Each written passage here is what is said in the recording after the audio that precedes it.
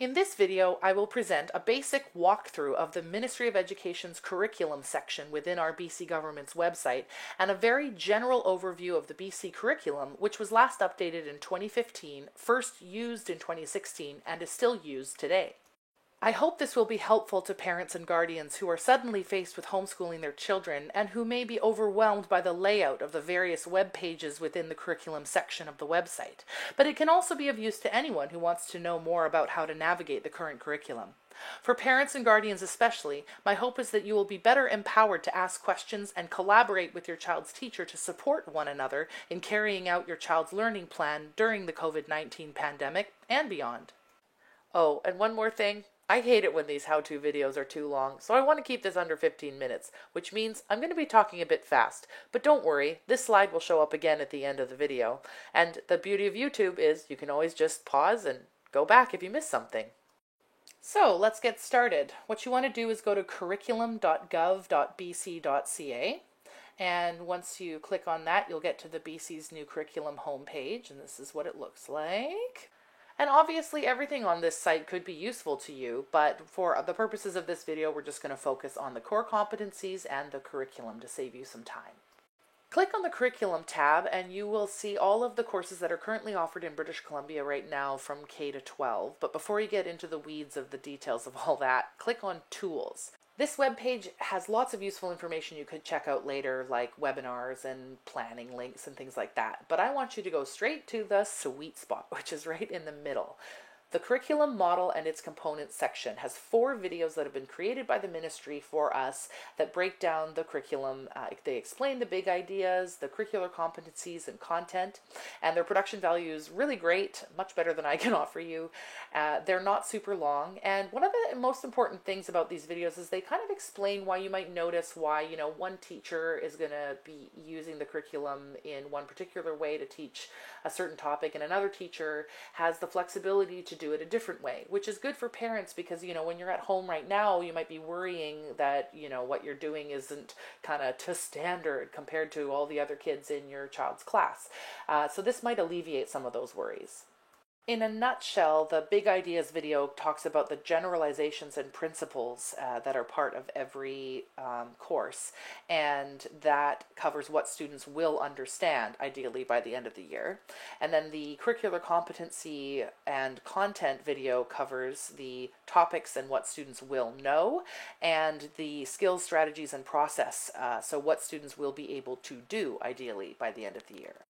So what are the core competencies and what does that mean? Taken from the website itself, they say the core competencies are sets of intellectual, personal, and social and emotional proficiencies that all students need in order to engage in deep lifelong learning. Before students enter school, development of core competencies begins at home and then continues throughout their life. Students encounter opportunities to develop their competence in formal and informal settings. They move from demonstrating competence in relatively simple and highly supported situations to demonstrating independence in more complex and varied contexts. So in a nutshell, it should be kind of obvious what this means. These are skills that kids learn from their parents and continue to develop all the way through adulthood, basically.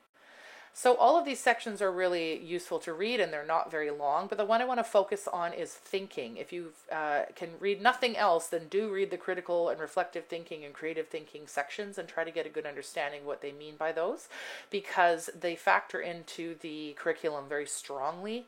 And no matter what, if you are engaging your children in critical and reflective and creative thinking throughout these next few weeks, you're going to be on the right track, whether you're teaching them language arts or history or science, because critical thinking applies to basically all of the subjects.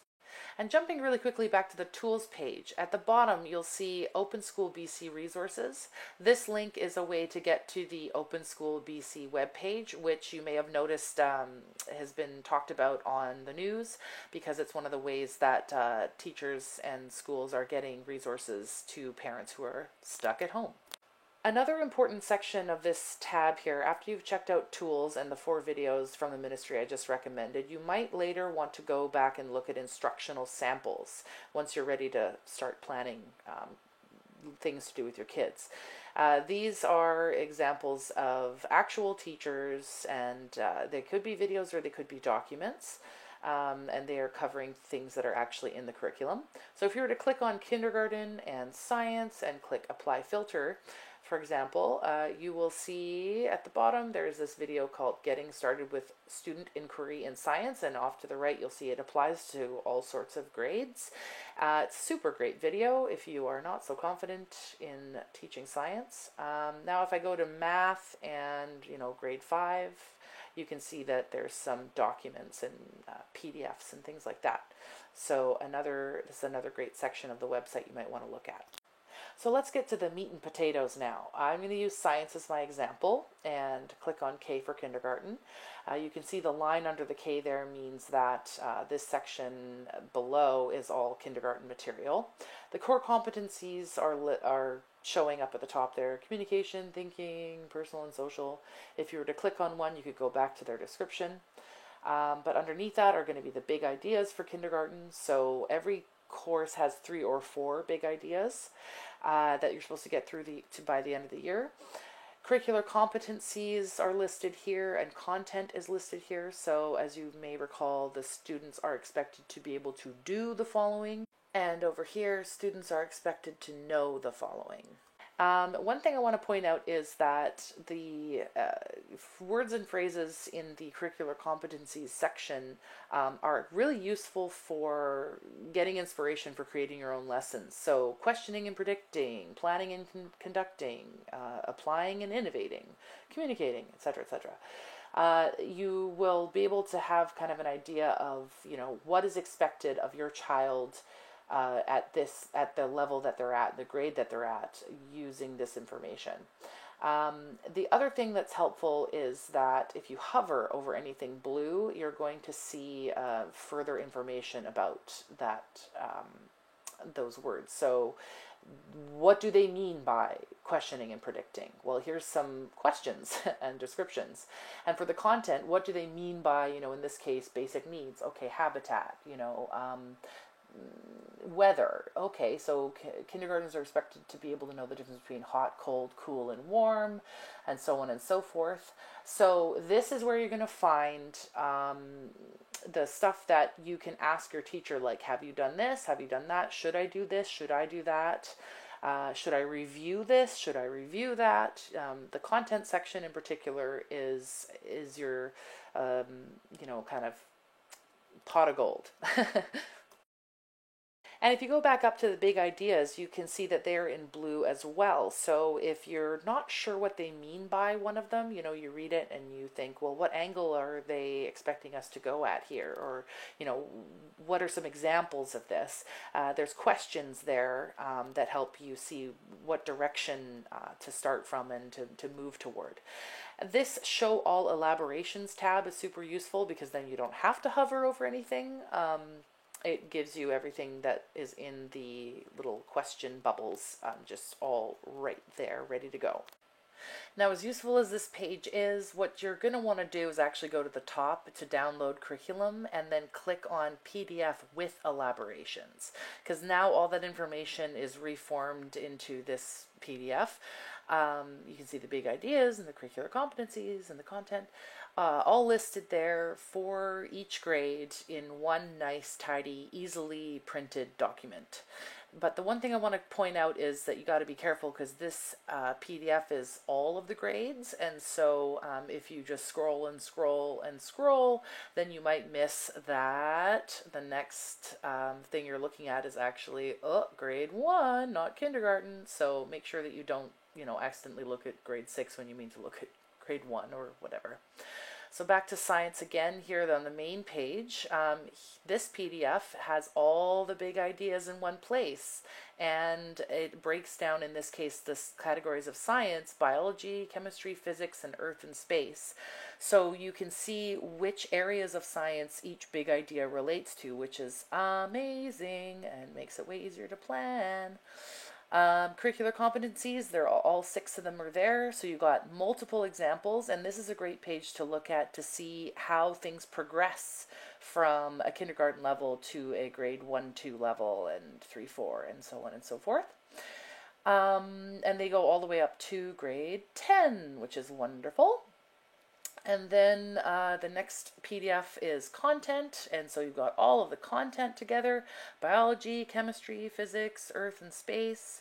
So again, you can quickly and easily see how they relate to the big ideas. And you can take a big idea and compare the content section that relates to it to see what details teachers are going to be using to teach the big idea. And finally, I just want to draw your attention to First People's Knowledge and the fact that it factors into every subject and every grade in the 2016 curriculum. If you go to Tools and check out the resources and links, you'll see there's a First People's Principles of Learning PDF. And this is actually like a poster. It's 11 by 17. You can print it off, put it on your wall. You can use it for a conversation starter with your kids. And a lot of the points on it are very apropos of the times. Like, for example, learning involves generational roles and responsibilities. How is that true? And how can, does that reflect it in your life right now? I would think so. Learning involves patience and time. Definitely something we all need to keep in mind during the stressful time of the global pandemic. But at the bottom, there's the website fnesc.ca. So this is where you can go to find more classroom resources that have been created by people who are actually First Nations. And then back on the Tools webpage, you can see Aboriginal Worldviews and Perspectives in the Classroom PDF. You click on that and it actually takes you to the back deeper into the ministry website, but there's more resources there as well. So thank you for watching. This has been brought to you by Schoolhouse Teaching Supplies, the educational store for everyone, not just for teachers, which means parents, guardians, and teachers alike can find hands-on learning materials by calling the store or visiting the website. Or the current proprietor, Lovely To-Do, is offering FaceTime calls right now, so you can actually see what's on the shelves from a very, very safe distance. And you can discuss with her shipments that are coming in or make special orders. To receive your items, you can either do curbside pickup or Lovely can ship them to you via Canada Post, or she's set up a delivery system wherein if you make a purchase of $25 or more, it's a $5 flat fee, and the delivery area is within and outside of Victoria, which is quite generous. If you have a child in core French or French immersion, give Lindell Gurachern a call at the store because Lindell is the resident French expert. And finally, thank you to all of our BC teachers and all of our parents. We know this is such a stressful time right now. We just want to make it easier for you to communicate and for this whole process to go as smoothly as possible. So thanks once again for your hard work. And of course, stay safe, Victoria. Let's plank the curve.